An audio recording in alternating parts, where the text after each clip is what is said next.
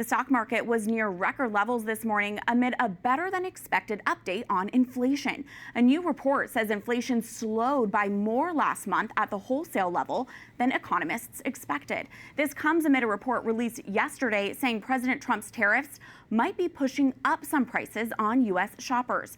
Today's findings could give the Federal Reserve confidence it can resume cutting interest rates. We turn now to Stephen Cates, financial analyst for Bankrate. Stephen, great to be with you. First off, tell us a little bit more about today's news on inflation and what's behind these better than expected numbers. So one of the things I think to set the stage, yesterday we had the consumer price index report. This morning we had the producer price index report. Those are kind of two sides of the same coin in a way. The consumer price index is measuring the prices that consumers are paying. The producer price index is the prices that wholesalers are receiving for their services or their goods. And what we're seeing is that there is some increase to the price of goods measured by both. Now, what the producer price index report this morning shows on the face of it is that it was flat. And generally that's a good thing, but we had some offsetting numbers. The services number fell, the goods number rose. Those offset to give us sort of that flat number, but we are seeing underneath that goods prices are rising, and we saw the prior month in May that was revised upward, which is showing that prices actually were higher than expected in prior months. How are President Trump's tariffs factoring into inflation? What can you tell us there? So one of the interesting things about this is it's an amazing case study at how long it takes for some of these things to start to actually impact the economy at the consumer level. And things are taking much longer than anybody really expected. When they were implemented in April, we expected some increase in the following report.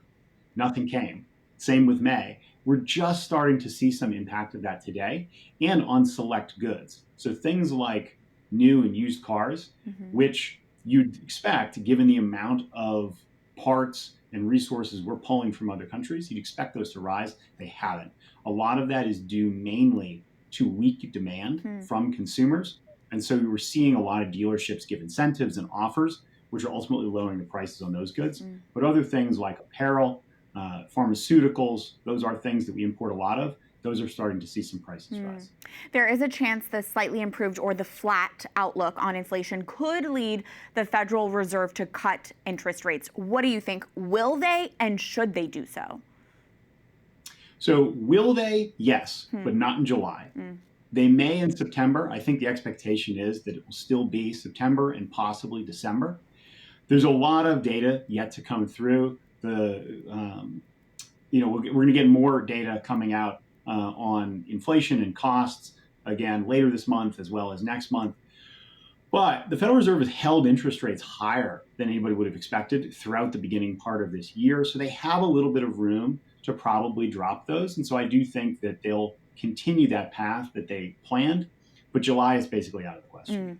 And quickly, Stephen, Bankrate recently published an article saying fewer Americans are now working a second job. Put that into perspective for us, and why is this important? So one of the interesting things about the second job numbers is that it's a little bit counterintuitive, because people tend to work second jobs more often when jobs are plentiful. And today, the sort of rise of gig work, think your Ubers, your DoorDash drivers, it's easier than ever to get those kind of positions because you can set that up. You can do it on your own terms. You can kind of work those things whenever you want, as opposed to you look back to sort of times, and data from the 90s, those didn't exist. You had to go be on premises for a second job. So it's easier than ever to have one. But the fact that people are working fewer of them is one of the evidence that the labor market is continuing to weaken, because when fewer jobs are available, there are fewer to go around for everyone, including those who actually want to work a second one. Really interesting. Stephen Cates, thank you for your insight. My pleasure.